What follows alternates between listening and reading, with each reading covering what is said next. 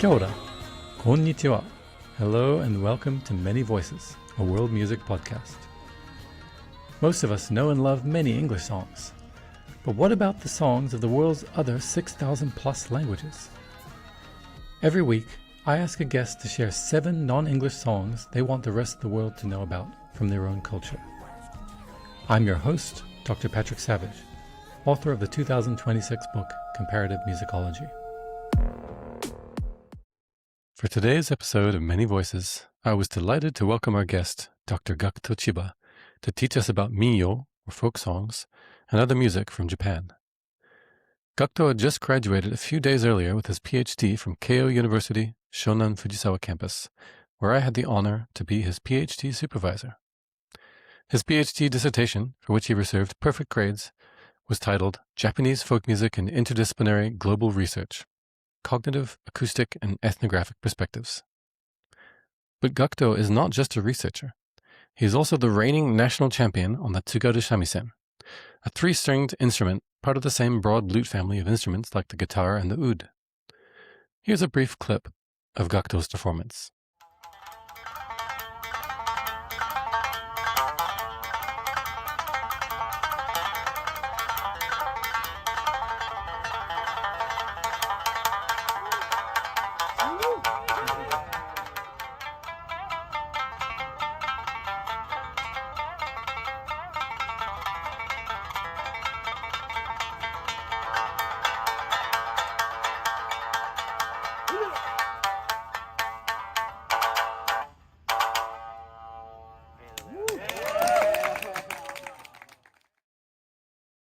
Gakuto's PhD research has explored the science of traditional folk music in Japan and around the world, including how performers like himself have to rely on visual appeal as well as musical virtuosity to win competitions. It was a great pleasure to hear more about how his life story led him to perform and research traditional music. Gakuto shared some classic folk song bangers like Soran Bushi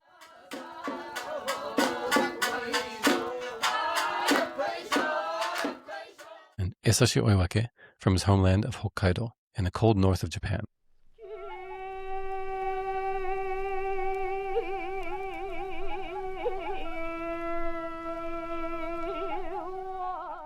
But he also shared some more contemporary music, like the Japanese folk fusion band Minyo Crusaders' version of the classic Obon dance song Tanko Bushi.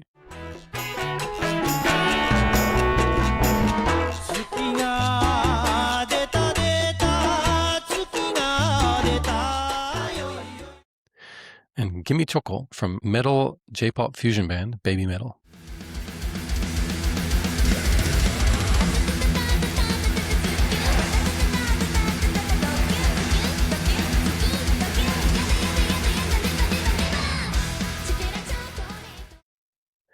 I particularly enjoyed hearing Gakuto talk about how the Japanese concept of matsuri, or festival, unites more ancient ritual practices to modern J-pop concerts through the same function of bringing people together. Gakuto made an eloquent case for why traditional Japanese music and culture is as important as ever in the modern era. Konnichiwa, yokoso. Welcome, Dr. Gakuto Chiba. Let's get you started straight away. Can you sing us your most meaningful Japanese song? Okay, I'll sing a song called Soran Bushi. It's a traditional folk song from Hokkaido in northern Japan, but where I'm from. And it's actually the first song I ever learned.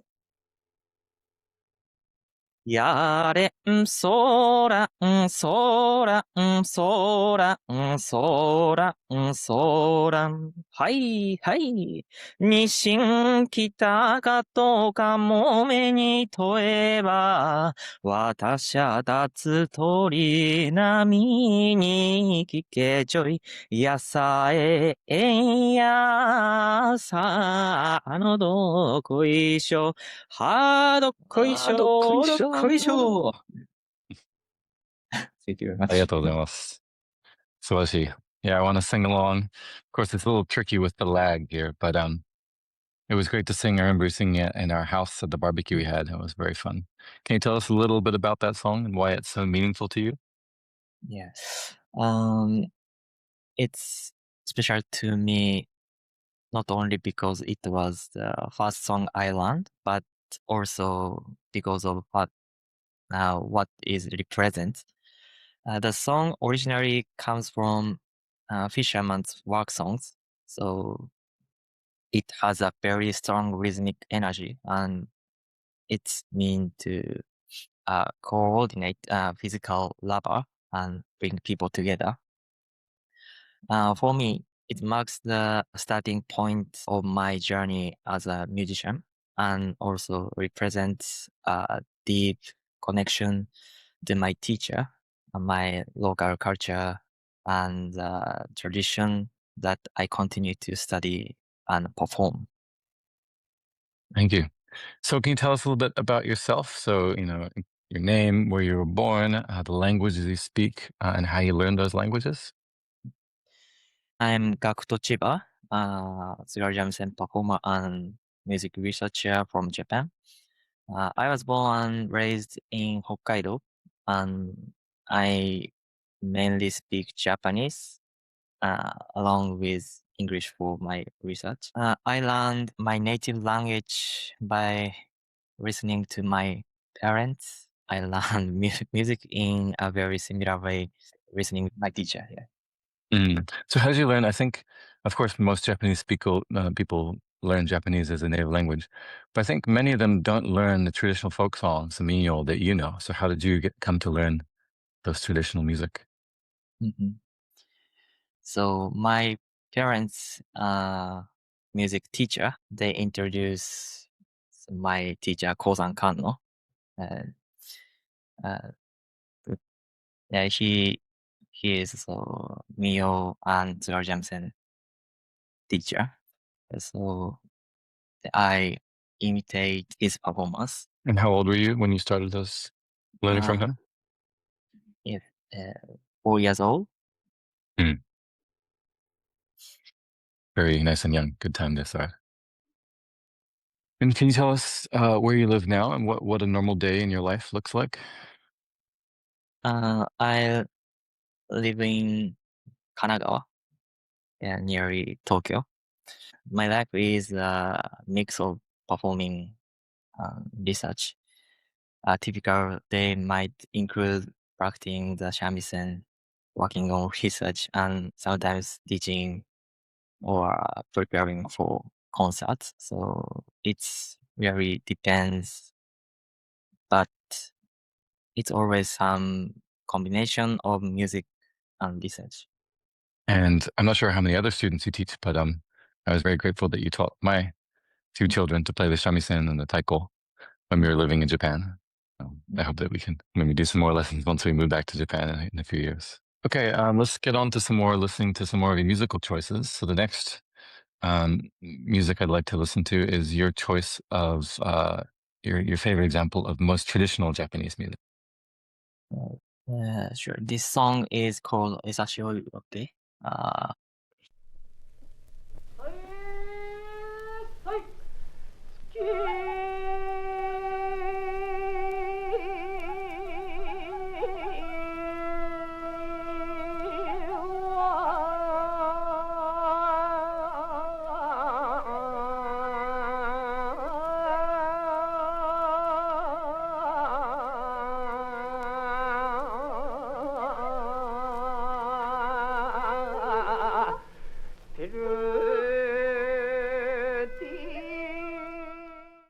Great stuff. I'm also a huge Esashi Oiwake fan. So what's so special about this song? It's considered one of the most expressive styles of Japanese folk singing.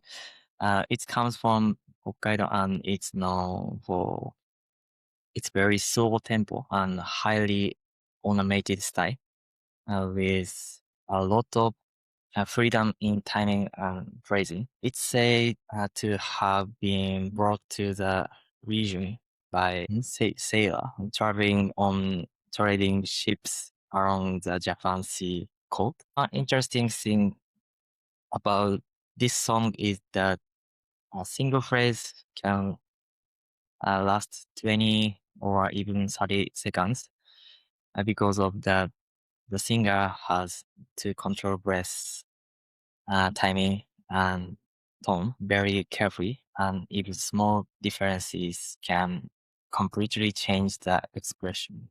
I've sung it in the Esashi Oiwake competition. It's very hard to sing the whole phrase without running out of breath. And of course, you and I both sang this in one of your research projects. So that's the kind of most traditional music, or a nice example. How about from your favorite example of the most contemporary music? I'd like to share a version of Tanko Bushi by the Minyo Crusaders. 三毛炭鉱の上に出たあんまり土地が高いのでさぞやお月さん煙たかろさのように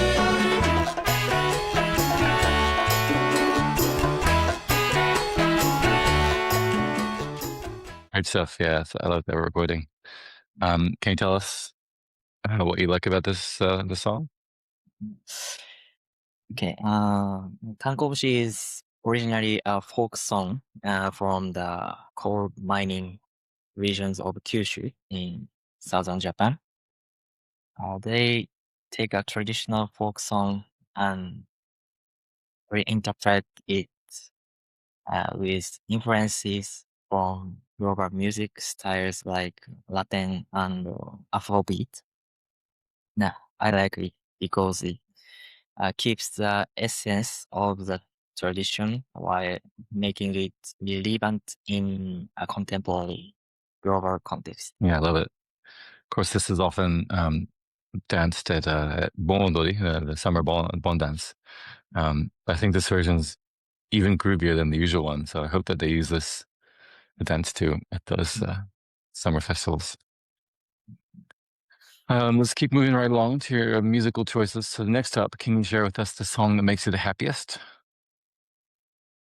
The song I choose is 上を向いて歩こう, also known as すき焼き. 上を向いて歩こう涙がこぼれないように思い出す春の日一人ぼっちの夜 Classic. Great song.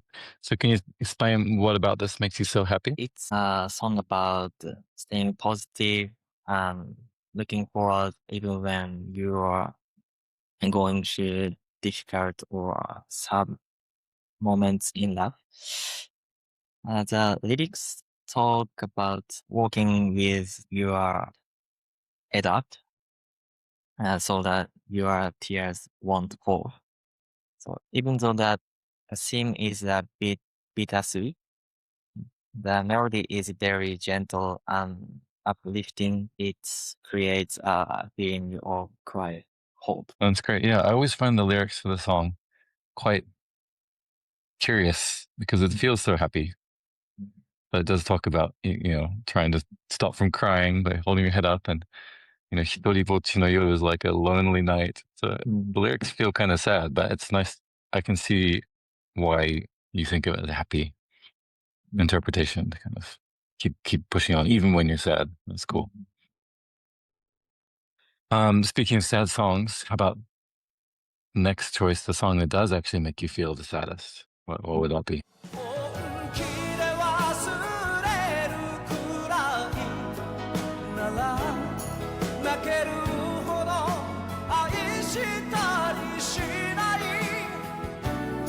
誰かに取られるくらいなら強く抱いて君を壊したい Can you tell us what that means, why it's so sad? This song that makes me feel the deepest sadness is 最後の雨, The Last Rain by Esashi Oiwake. It's a song my parents' generation used to listen to. That's how I came to know. I've also sung it myself, for example, at karaoke. So it feels very personal to me. The melody expresses a deep sense of longing and loss, and even without understanding the lyrics, you can really feel that emotion. Thank you. Yeah, most of the choices you made, I know them pretty well, but this one I hadn't heard until you shared it. So I look forward to hearing you sing it at karaoke next time, or in Japan, or even collab karaoke. Yeah. How about dancing? What song makes you want to dance the most, and why? Okay.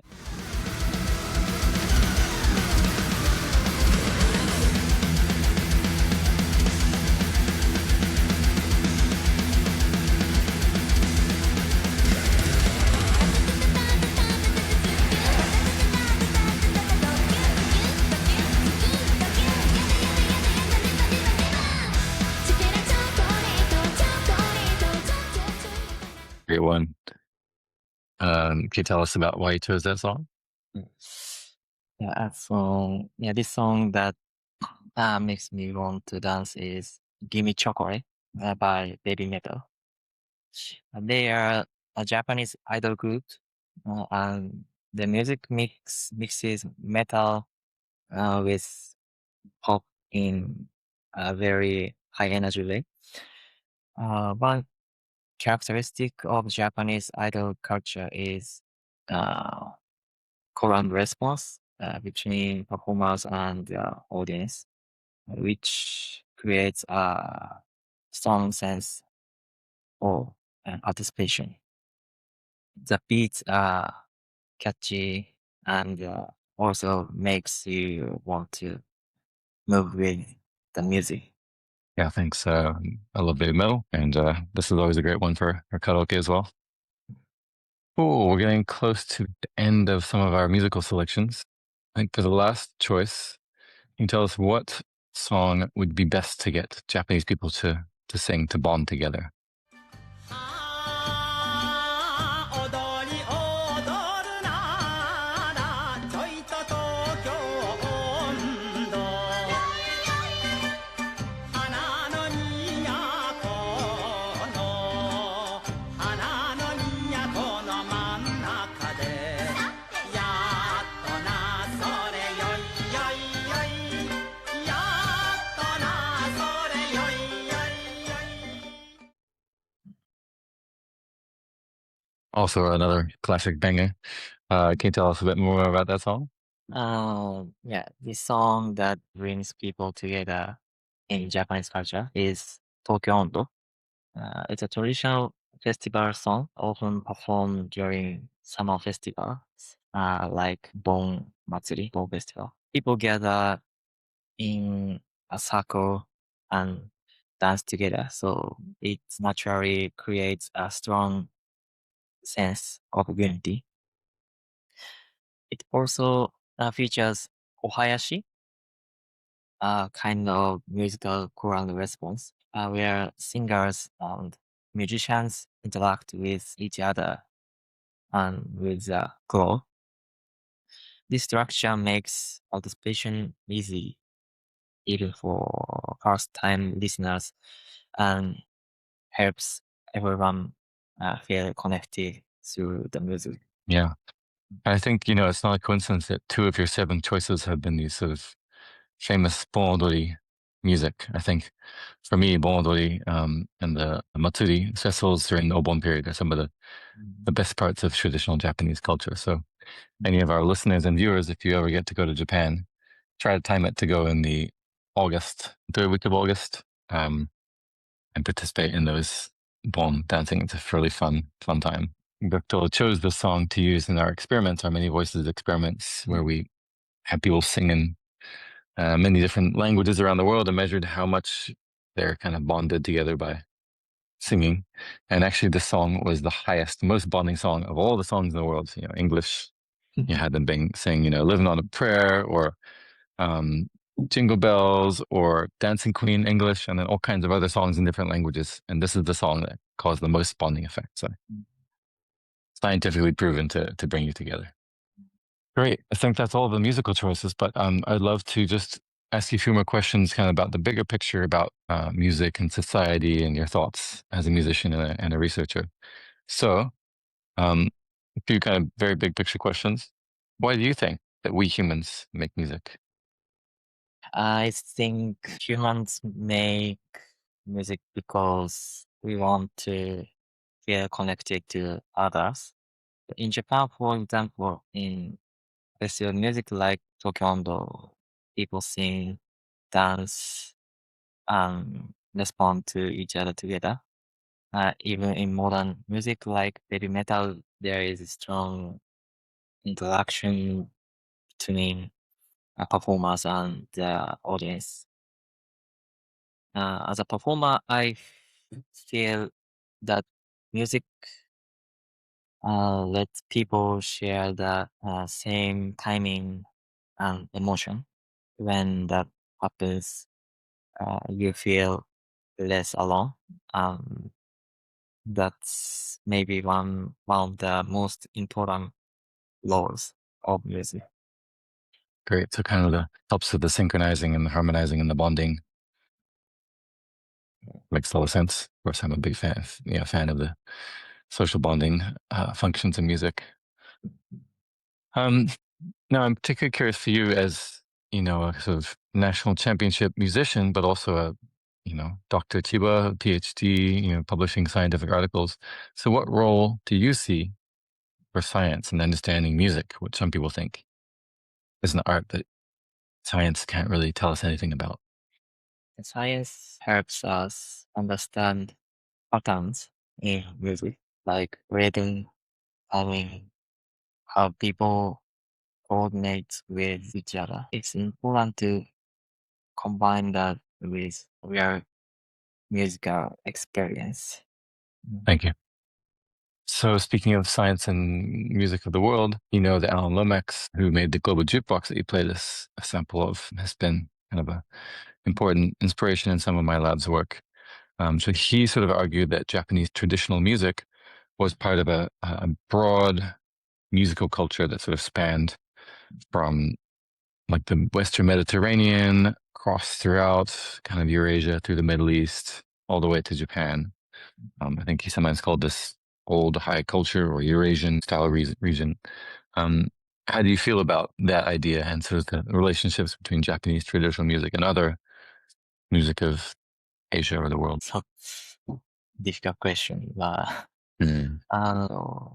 shared features across Eurasian musical traditions, like certain vocal styles or melodic expressions. Yeah, but at the same time, each culture has developed its own unique meanings and practices. So it's important to see both of connections and differences. Yeah, very well put. I agree. A couple final questions. So if you had to choose only one of these 7 songs to represent Japanese musical culture, which would it be?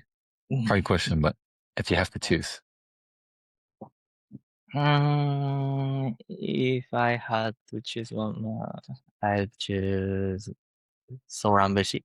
I feel very deeply connected to, and I've actually performed it internationally.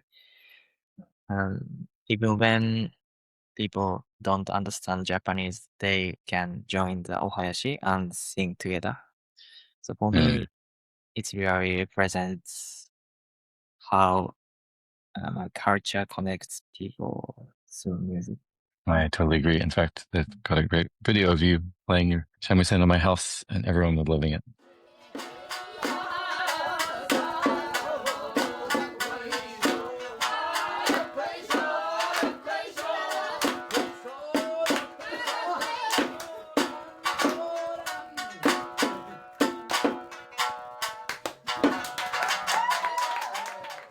And the very final question, what would you want the world to know about Japanese people and Japanese music? Japanese people are very welcoming, and our music will make you want to join in and move together. When you have a chance, I really encourage you to come to Japan, experience the culture directly, and join a festival. Try singing, dancing, and moving with others. You'll feel how naturally the music connects people. Totally agree with that. Come to Japan in August for the festival season. You will enjoy it. Thank you so much, Dr. Chiba. I'm very happy to be able to call you officially Dr. Chiba now. Congratulations on finishing your PhD last week. Best of luck in your next steps. And thank you for coming on the podcast. 本当におめでとう。And ありがとうございます。お疲れ様でした。ありがとうございます。 Thanks for listening to Many Voices, a world music podcast. I'm your host, Dr. Patrick Savage. Please visit many-voices.com, where you can like and subscribe to watch full video of this and more episodes at your favorite podcast provider. And remember, keep the whole world singing.